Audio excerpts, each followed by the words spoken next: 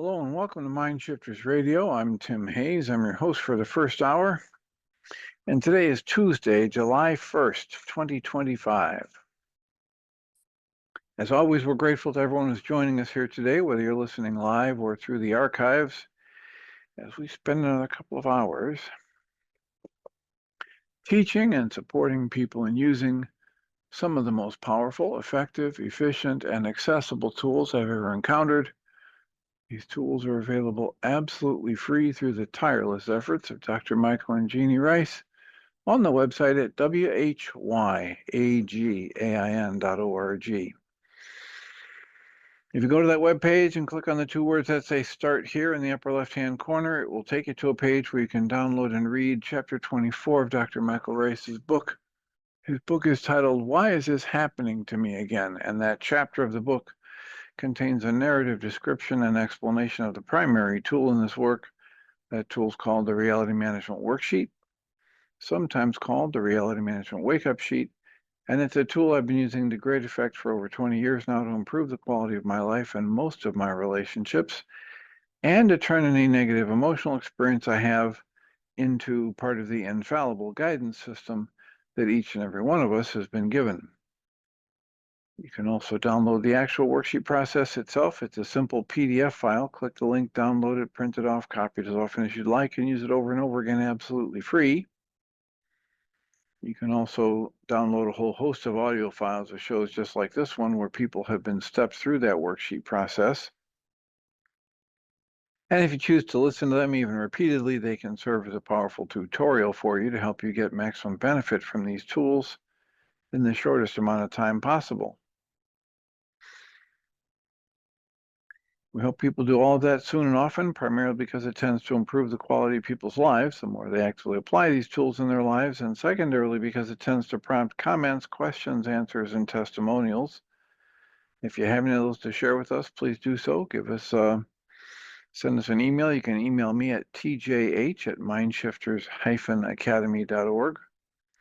Or you can email Jeannie at jeanie@whyagain.org. That's whyagain.org.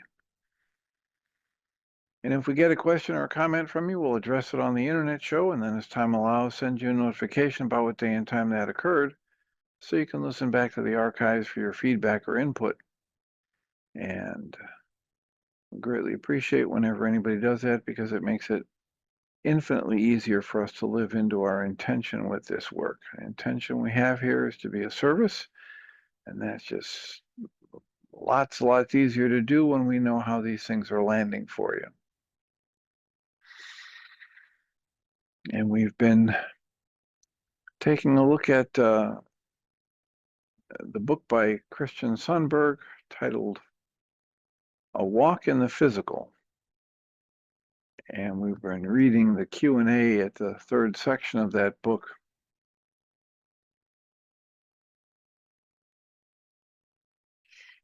Wrestling with questions like, if heaven is so great, why do we come back to Earth? Or why do we come to Earth? Maybe we didn't even start here. And Christian writes, the application of the free-willed spirit against rigorous context is an opportunity for the permanent expansion of joy and love through choice-making and experience integration. We are curious enough and we are confident enough in who we really are, our true nature, that we're willing to take the risk of diving deeply into this rigorous context of forgetfulness. The next question is, if we live many times, which identity will we associate with in the afterlife?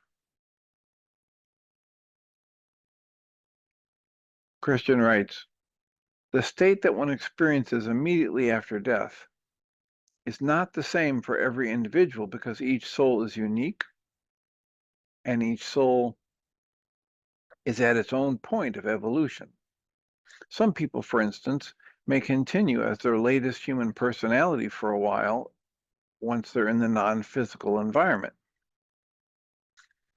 That can appear very Earth-like for them. However, ultimately, the you that feels like you to you isn't actually your human identity or your human associations. You may think your human identity is what you are right now because that may be all you remember as being a human. You remember your name, your body, your physical association. When you're done experiencing this human condition set, you will be free.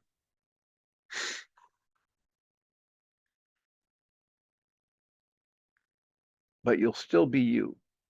In fact, the you that you'll be you is more you than you realize. It's your true nature, it's your essence. And even if you go into a new set of constraints or a new context, you'll still be the same person at the core, the same consciousness. You aren't ultimately defined by the different forms that you take on. You may love and appreciate those forms, and indeed they are precious to the soul.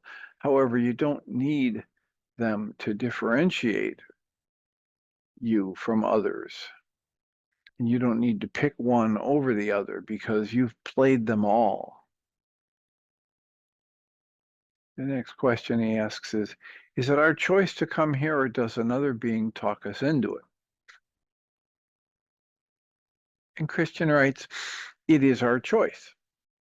It is the individual that chooses to experience a given life, and that choice is made from a much higher vantage point than the earthly one. Yes, there are guides who might make suggestions or, quote, nudge, close quote, nudge us into reminding us of our own growth intentions. However, the choice to incarnate always comes down to us.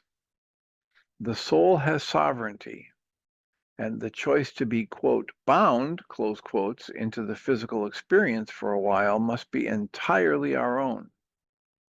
I feel it is possible for some who are yet quite, quote, wrapped up, close quotes, in the incarnation cycle to make such a choice with much less deliberation, but ultimately the choice is always ours.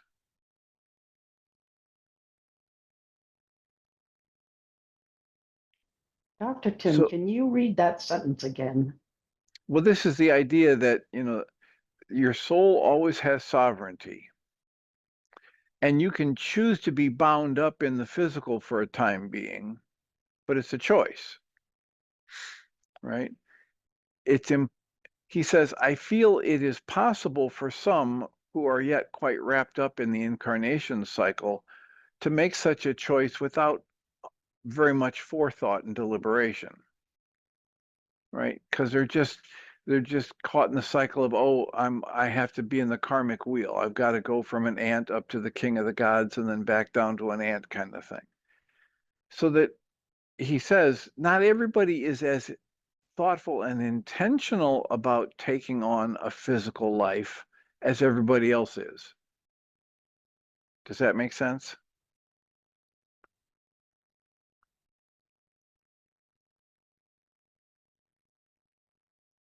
We can't hear you, Susan, if you're answering. To unmute. How's that? Okay, stop video. Okay. My father-in-law was dying, and I spent a lot of time with him at the end of his life. And he said, do you believe in God? And we went into, how I wasn't sure, but I was putting all my hope in God. And do you believe in reincarnation? And I said, I have no understanding about that. But he said, I just want to be, his initials were JBB. He said, I just want to make sure I'm JBB in the next life. And we sort of had a chuckle about that because I said, I don't know anything about that at all. Anyway, yeah. So I don't know why I can't see my mute button.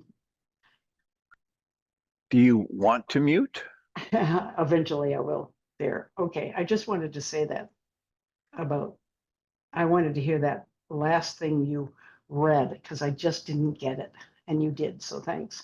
Yeah, it's just a matter of you know, everybody makes the choice to come here, but not everybody is as thoughtful and deliberate with it. Some people are just caught up in the thought that, oh, they have to, because that's how reincarnation works. So I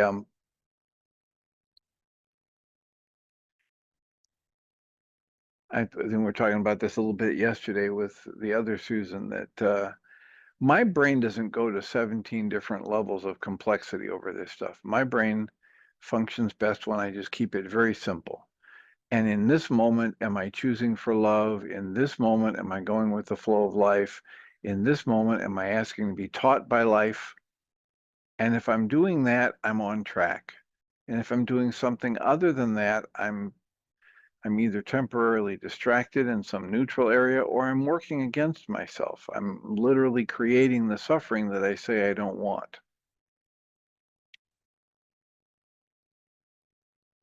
Well, I think the way you do, but it's partly because I feel as if this life is just about all I can handle. And I can't imagine having been somebody or maybe somebody else in the next life. So it isn't quite how you feel, but it's similar. This is Yeah, enough to and deal with. yeah, this is plenty for me to deal with, right? And Yeah. I might have access to a a bigger brain, a greater intellectual capacity. I might have access to wisdom beyond the ages once I drop the body, but I don't have it now. Yeah. And so I'm going to be content in my ignorance to just say, hey, you know what? With this little mind that I've got, I can't make sense of this, Hmm. right? There's a whole lot more going on here than my 9-bit mind, as Michael Rice would call it, can Right. can process or make sense of. I have a comment. So isn't back to my thinking mind, isn't it the game to get to set aside that 9-bit mind and tap into the cosmic mind so we can be that here? An expression of God, we are the light through form, expressing formless.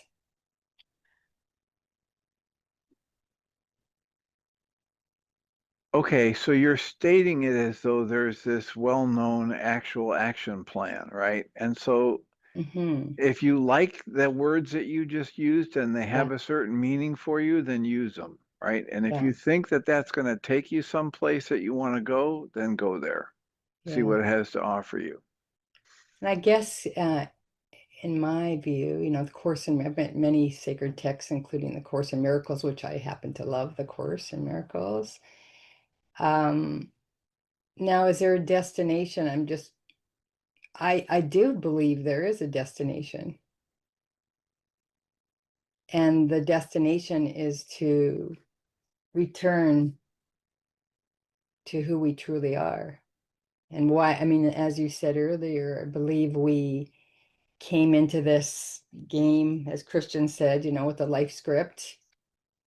And some souls aren't aware of the script and not necessarily, having thought around it or an object, going, I want to say, being deliberate in the journey. But I do believe that some of us are here to be the expression of that light to wake up in the game because it's distorted in many ways. What's distorted in many ways? Well, okay, my mind is distorted in many ways because sometimes what I'm seeing is not what I'm seeing is not necessarily in alignment, attuned completely to love. And in the reality I see, it is not love in some cases.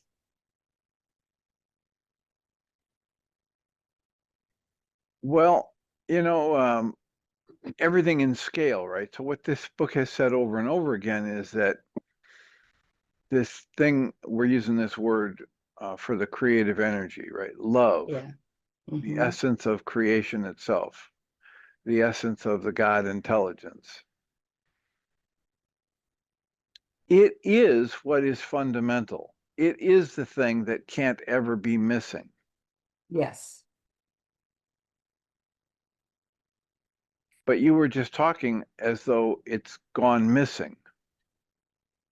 So I'm just trying to Talking point as out though that, yeah. that at a different level of scale, Mhm. everything, even the anger and the violence and whatnot that you're experiencing coming out of different people in different places, that's all arising within this loving, joyful context.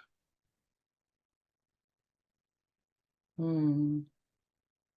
You just, what I heard you just say, I kind of call it discordant energy of the, you gave labels to the emotion, but it's, you said it's rising out of this loving.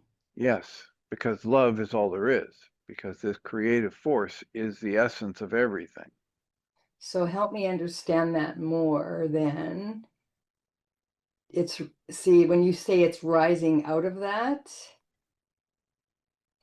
that I don't know, there's something I'm not understanding with that because I believe it's behind it, but it's not rising from it. Okay, but here's the thing is that now we're trying to use this tiny little mind, however Yeah. large you think it is, to come up with words or phrases that we can imbue with meaning to try and capture all of this experience of life. And it doesn't work.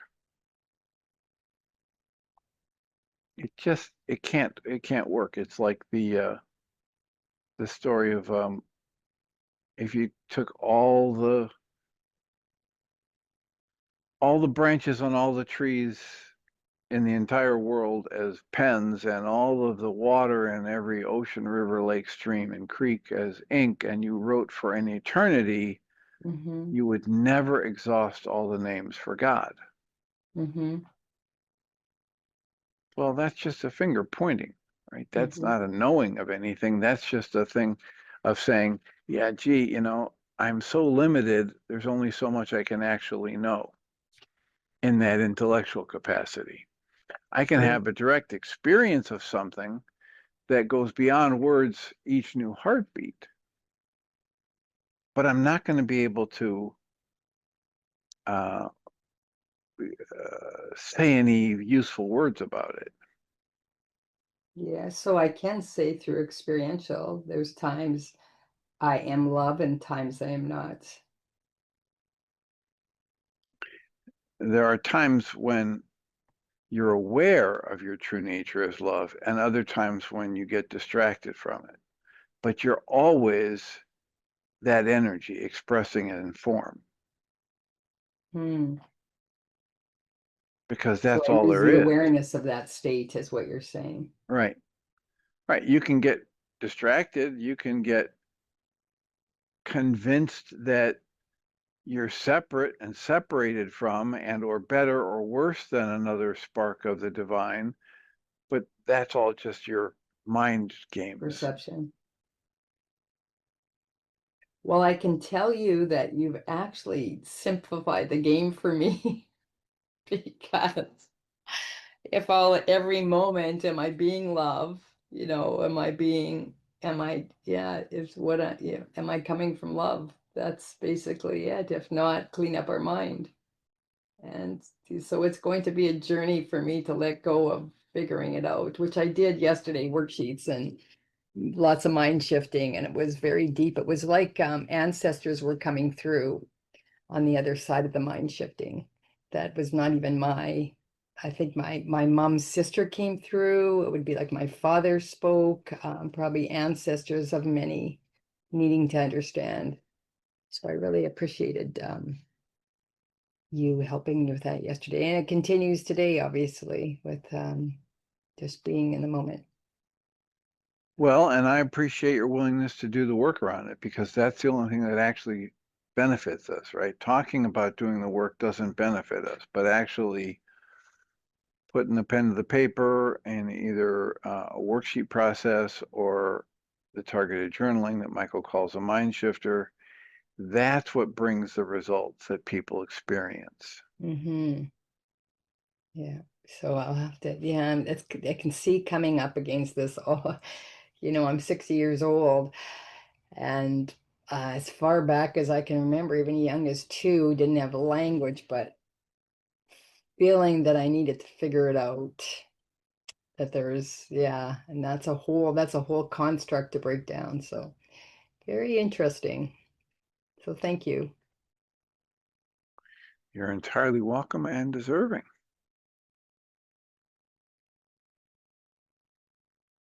Yeah, I had somebody in my office earlier today, and the issue was anger and feeling justified in his anger. And I didn't quite get to the Guy Finley quote about how we must actively steal from ourselves every excuse to be bitter, angry, negative, hurtful. Because if we don't steal from ourselves every excuse to be negative, we will be able to justify, rationalize any level of abuse. And there are some of us who have been so thoroughly trained into the concept that our anger is a good thing and it protects us and it's important and we need it and it's familiar, that we've been so thoroughly trained into that we don't even want to look at the possibility that it was an error in thought in the first place. We don't even want to look at the possibility that there might be a way to respond toward the same end without the anger and create an entirely different set of consequences or ripple effects. And we were talking about the issue of generating the feeling of being offended. And we're talking about how that happens absolutely internal to the person who feels offended. It's not coming from outside of me when I feel offended. I'm generating that sense of being attacked or hurt or upset. I'm generating it inside of me. And if we've been conditioned to the idea that people and things outside of me are causing my upset, and I practice that thought long enough, I may not be willing to let that go. I may not be willing to question, is my upset in this moment actually being caused by what I'm doing with my mind energy? And if I won't even question it, there's no possibility for me to learn. Yeah, that really landed yesterday when you said about fear, that I'm generating fear by believing not having knowledge is dangerous. That, when you said that, I mean, it was like, yeah, something occurred, like it was coming up against my own cognitive dissonance. So, yeah, that was really profound. And I see that when I went for lunch with my son, who's just turned 19, and his foundation of his brain development is, I would say, rooted in attachment. So he doesn't take stuff personal. He's more like you. He just, like you said, were rooted in good parents. So you're very secure within yourself and who you are as a being. And my son the same. But that has not been, I'm building that now, but that wasn't my experience, because rooted in things like my thoughts are generating fear. And it's coming, Yeah. I see it, I can sense, I can sense how, now that I'm aware of it, those that are rooted in attachment or their own safety, and Dr. Michael said to me yesterday, safety is our birthright. And that was not this human's experience. So that was a lens that actually the world was unsafe. That's a Yeah. perception. Yeah. Right. That's a conclusion that you downloaded and have been structuring your perceptions according to that for decades. Yes. Yeah, so breaking that open is very exciting. Yeah. Yeah, it's just amazing how we come to believe certain things and we rehearse them mentally for so long that we think, this is absolute truth. This is just the foundational truth of life. And it's all made up. Well, we just made it up. I know. And then I think about that, about believing that, and through the work yesterday was around that I must keep myself safe. If I don't keep myself safe, no, like I'm hooped. And then you define what it takes for you to create that sense of being safe. Exactly. And none of it's true. That's the part. So that generation that we actually from the inside, that we're the generators of the emotions we're experiencing, and then it's how it's happening underground, that I'm generating the fear by the driver, which contributes to the thought, which then results in the effect of the reality I see. Yeah. So yeah, very deep stuff, and very excited to be here.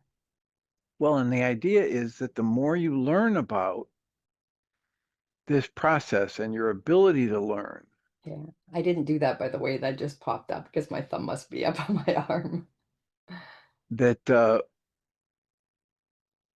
when you learn through that direct experience of yourself, not the spinning thoughts trying to analyze, but the Mhm. direct experience of it, then the better equipped you are to make the decisions that only you can make in your life. But that's after you understand what motivates you, what makes you tick, what makes you happy, sad, frustrated. And once you understand that that's all an inside job, then you can make better decisions in your life. Mhm. And one of the big things that's happened the last couple of days is, there's tension points on the right side of the body, but it's all me. And meeting myself completely, that all of me is invited, that I'm bringing love to where love isn't present. And I don't have, I just observing it. And I'm realizing that I am the love that I'm seeking, which is really exciting. Yeah, starting to feel that is a game changer. That's just starting, really just starting in the last couple of days to really, I am that love. So everything I see out there is only reflecting me. So the giving them on the course today, it's asking what is giving and receiving. So, I'm giving out my energy and receiving my energy in return through the outer world. It's all me. But now it's different because it's not rooted in generating from fear, which the game changer is to know that I am the love that I'm seeking. Which, even saying that to you right now, it feels so expansive, and it's so brand new. So brand new. So yeah, very, very, very exciting. Yeah, it's the stuff that there aren't any words for. Mm-hmm. Yeah. And you're being able to be in your presence and seeing your capacity, not needing to know, and just, I observe you as being just a conduit of experience and rooted in your own being. So the fact that I can see it in you means it must be in me. Exactly. I get to cultivate that now. Yeah. Exactly. Yeah. I'm honored. Just have to say that I'm honored. Well, you're welcome and deserving. Any other comments before we return to the question and answer? So the next question that Christian asks is, not everyone chooses to have kids, and the soul has to find parents who are conceiving. So does this give the soul limited options? Do they or God know who is going to have kids and who isn't? And Christian writes, yes and yes. In my pre-birth experience, the guides and I worked out what would be an optimal experience for me. And then they, in their huge wisdom and vast experience, They reviewed the databases and came back with an option that would fit well for me for certain reasons, experiencing from that side of the veil of non-physical as a broad and complex energetic match, not like we would see the whole movie acted out, step by step, but this energy vibrational match. He writes, they can only select from available life opportunities, in this case, children who are being born, because there are a limited number that are being given the opportunity to live a life on Earth. This is an enormous honor, an incredibly precious gift of opportunity. Yes, the quote, system, close quotes, can foresee where children will be born with varying points of certainty beforehand. It's typically extremely good about knowing ahead of time.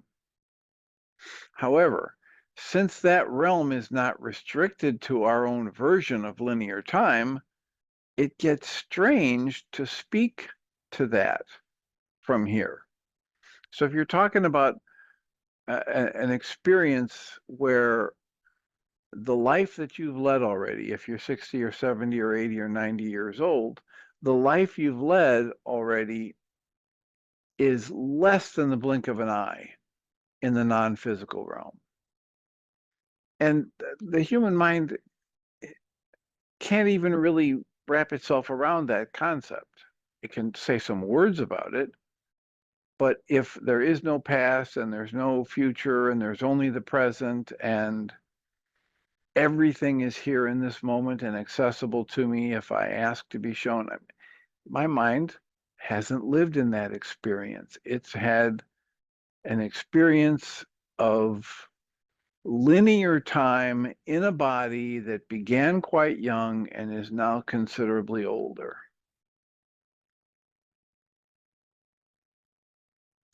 The next question he asks is, if reincarnation is real, then how could individuals be there for their loved ones when they die many years later? Wouldn't they be otherwise occupied? And Christian writes, this is very hard to talk about in language, but I think this may help. We might very crudely say that there are two, quote, layers, close quotes, to the individual. There is the local self and the higher self. The local self is the human personality. It can only, quote, be, close quotes, in one place and do only one thing at a time. The higher self, however, is not bound to linear time or even any given reality frame, and it can play any one of its characters at any time, even simultaneously. After a given human character dies, it is possible that the once human personality of a loved one will be occupied off in some other experience. However, the loved one's higher self can still, quote, play the character, close quotes, of the loved one as it desires. In other words, the higher self is not constrained by the idea that only here and not there. Each of us, in fact, exists in multiple reality systems simultaneously right now. Right now, in this very moment, you're doing more than just listening to an internet show or reading a book or having a meal. Right now, you exist at multiple levels simultaneously. So Christian goes on and writes, here is a crude metaphor that may help. Imagine that you sit down at a computer to play a video game, and while you're playing, you forget you're sitting at a computer and you're not playing a character in a virtual world. The quote, real you, close quotes, is not in the game. And when your character dies, you, quote, wake up, close quotes. And you wake up to the real you who is playing the game. Other players are also sitting at their computers playing. Now imagine that the real you who sits at the computer can actually play more than one game at once. When another player's character dies, you can still go see them by playing your previous Earth character, that would be the relative that they know, on a different server. In other words, in a different reality. This is a very complex process. It's one I'm not really qualified to speak to, but I hope that this idea might be helpful.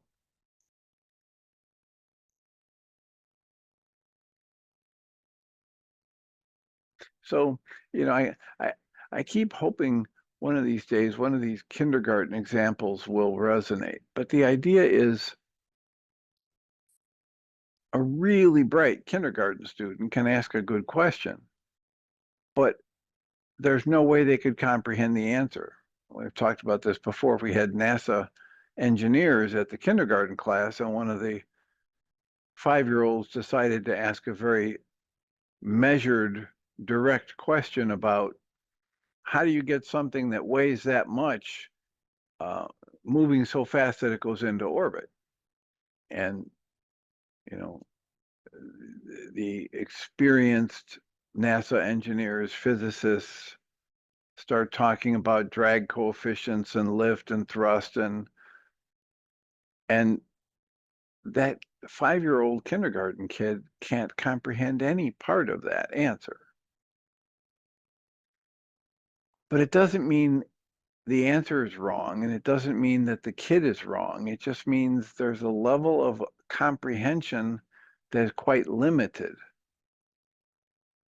when we're in the physical realm. And yet, simultaneously to being here in the physical realm, we're also connected to a higher self, a bigger part of ourselves that is not tied down to the physical constraints. The next question reads, do we come to Earth to, quote, get a gold star, close quotes, or something like that? I don't want to come back to this nightmare. I've had a number of people in my life tell me that they would never choose reincarnation. They would never choose coming back because their life had been so miserable in their eyes.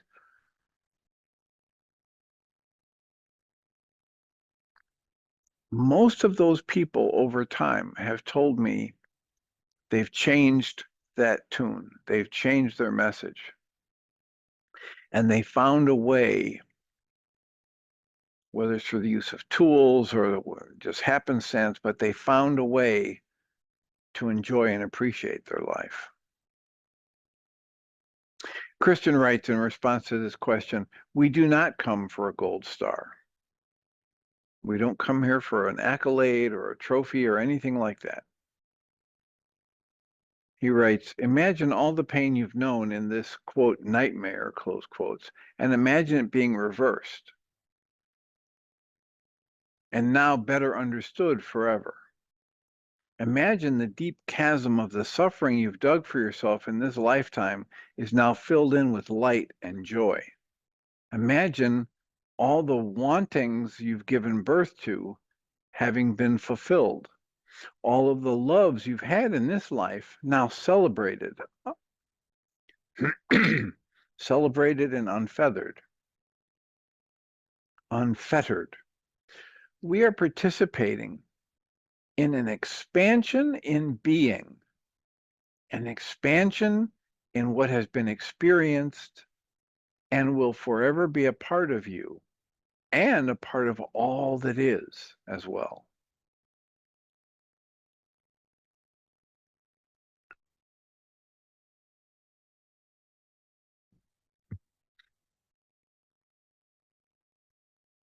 I just like to think in terms of the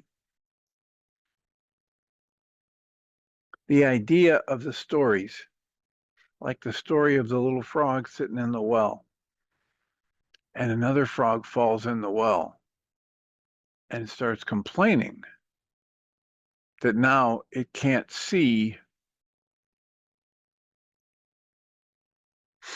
the ocean, it can't see the horizon, it can't see the sunrise. And the frog that's been sitting in the bottom of its well from the time it was born thinks the other frog is crazy. You're nuts. What do you mean you're talking about the ocean and the horizon and the sunrise and sunset. There's nothing but this well. There's nothing but this mud and these walls. That's what we're like before we've had what we would call our spiritual awakening experiences, or our awareness of our true nature, or our peak emotional experience.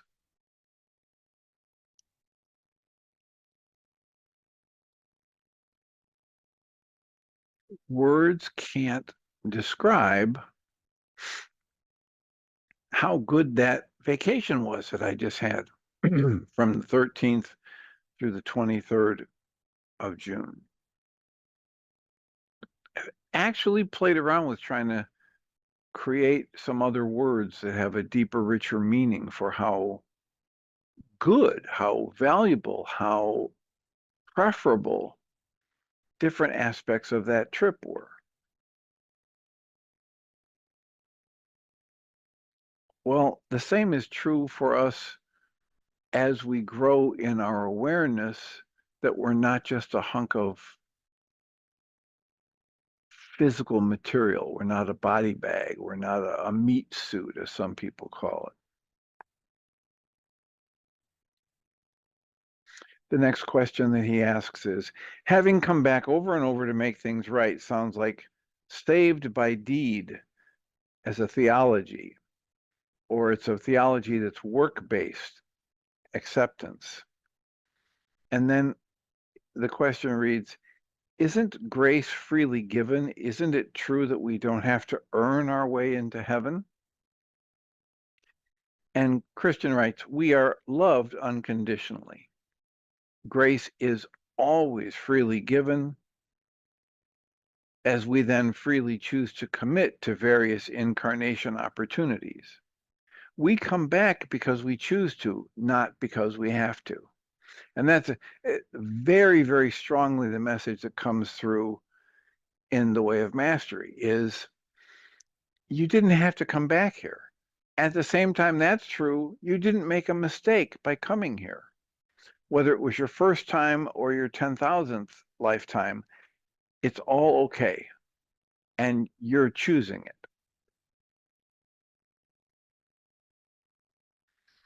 Can you define grace? Grace.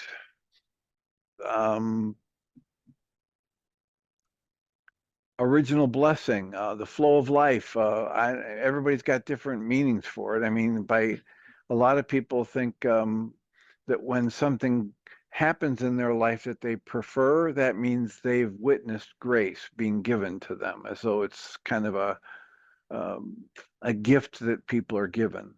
Others blend it into a definition of the flow of life. Everything that happens is just perfect, just as it happens. It's all life blessing us with life.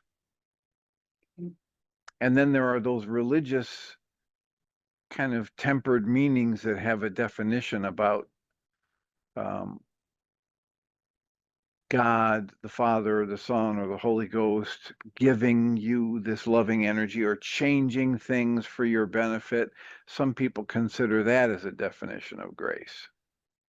How about unfeathered? You like unfeathered? I do.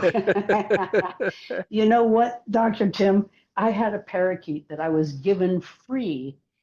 I didn't have to pay for it. It was in the 5 and dime when I was a little kid because it had no feathers. It was called a runner. It was a totally nude little pink bird. And his name was, I named him Hobo. And all he could do is run along the floor. And he was the most joyful little guy. You could not believe how fun he was. I would ride him around on my finger or on my shoulder, and he would literally dance. And here this guy had no feathers. He was the homeliest thing. But when you he didn't know he was homely. he didn't know it. So when you said unfeathered, I thought, oh my God, That's hobo. So I just couldn't stand it. I've been laughing ever since you made that mistake. That wasn't a mistake. That was planned Right. to So bring you then back to your loving memories of hobo.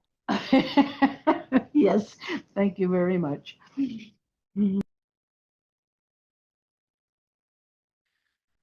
Delightful. I have some friends that we have coffee on a regular basis in the morning because it's just so nice to start the day with a laugh.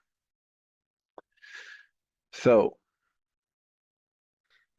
Dr. Tim, yes. I have a quote that's unrelated to anything you've been doing, but I'm just busting to read it. It is Okay. so wonderful. And I would love to have whoever wants to say something about it, say something. It's All right. from the Tao Te Ching. Yes. It says, when the Tao is lost, there is goodness. When goodness is lost, there is morality. When morality is lost, there is ritual. Ritual is the husk of true faith, the beginning of chaos. That's it. Ritual is the husk of true faith. Is that what it said? Yep. It's like the shell. It has Yeah. nothing. What Yeah. it has no sustenance. Right. And it's the beginning of chaos. And so what's your interpretation of this? Well, I would like to go all the way back to the Tao because that's what I think you've been talking about. Love, capital L, the basis of the universe and all that we are. And if we lose sight of that, we can choose to be good. I'm doing a lot of that. When choosing to be good is lost, I can just take the moral road, but I don't feel this is a mixed bag because these words don't translate into my thinking exactly. But when morality is lost, you can go through the motions, and I feel as if often when I go to church, I am the husk. I'm really just going through the motions, the ritual, because there's not much there going on right then. And I realize I'm not very safe there in my own thinking, in the small self. I'm in trouble. I have gone away from the Tao, or the Tao isn't exactly love. It's a different concept in that tradition. It's more like the flow, the natural way of things, but it might mean grace, for instance. Anyway, I've just been chewing on that quote that I found in my journals. I had evidently put it down about 10 years ago, and I never did anything with it. So, and St. Catherine of Siena said, it is heaven all the way to heaven, which is the other side of what you've been talking about. That is hobo, the unfeathered bird. Don't you love it? I wish I had I actually do have a picture of him somewhere, but it doesn't matter. You can picture him. He didn't know he didn't have feathers, and he just adored his life. You just ask him and he'd tell you. He's a parakeet after all. He's such a great bird. Huge personality. Anyway, Yeah, thanks. it's just the meaning that we give things, right? And so there you are looking at this bird saying he doesn't even know he's homely, right? As though being homely is a real thing, right? As though it's not made up completely. Yeah. What we do, how we live our lives in these tiny little brains that are absolutely convinced us that our beliefs are true and our rituals are important, and the way we limit ourselves in these tiny little lives Yeah. is just amazing. Truly amazing.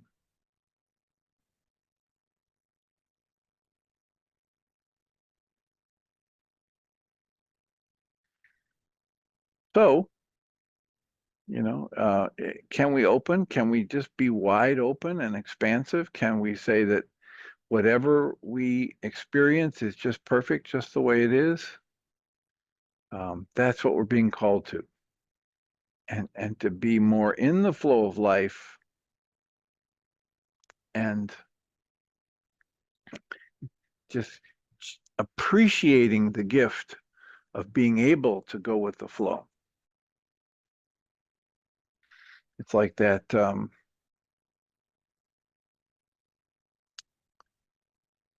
writing by Erica Vega, where she talks about, I get to do all of these things. I get to have these life experiences.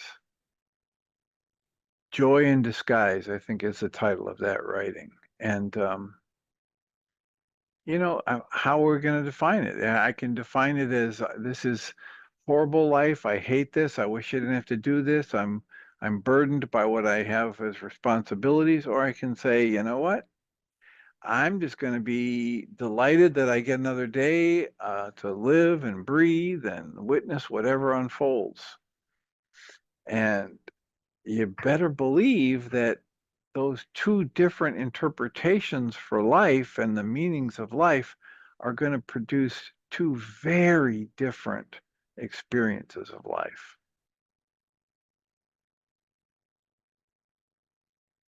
Sally, did you unmute for a reason? Yeah, I had a little comment.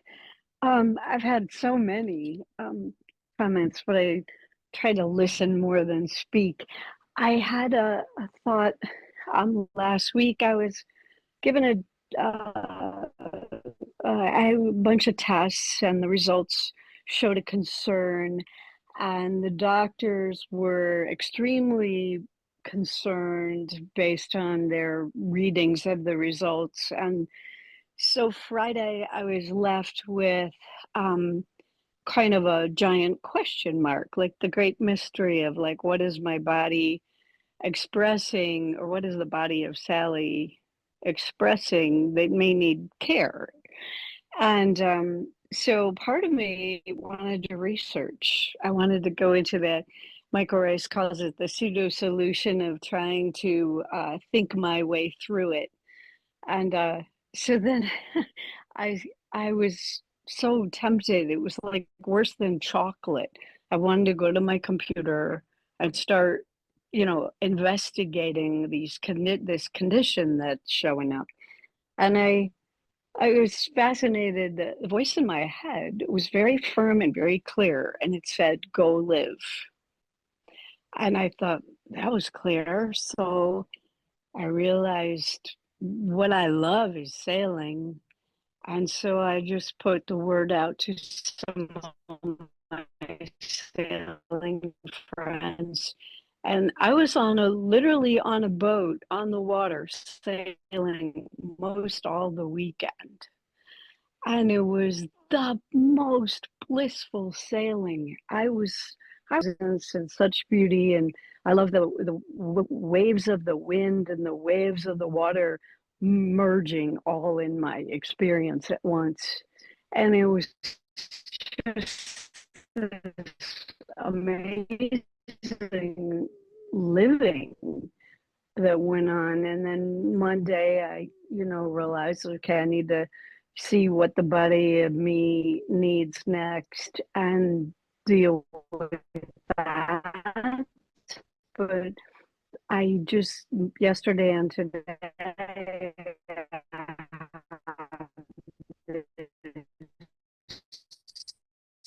Yesterday and today, what? Sally, you're breaking up. Part of me that's still very much. Christian Sundberg can field the questions. Sometimes I laugh, chuckle a little bit at the questions, but oh, so sorry. I don't know why. Well, if I'm breaking up, I don't know why I'm breaking up, but I will sign off for now. All right. And thanks for listening. Well, bless your heart. Thank you for that. And I hope that the change in tone is maintained for the next time you come, because the last sentence or two were very clear. but I'm looking forward to updates about your total health and vitality as they continue to improve and whatever this journey holds for you. And as I was getting a chuckle out of Sally saying that she laughs sometimes even at the questions. And the last thing I was reading is the idea that we don't have to come back here, we get to choose. And it's not an error if you come here, and it's not an error if you decide not to come here. Life is bigger than that. And the mind that wants to keep crushing everything down into these easy to chew on little chunks or decisions or outlines or stories is not the mind that can grow and that can stretch.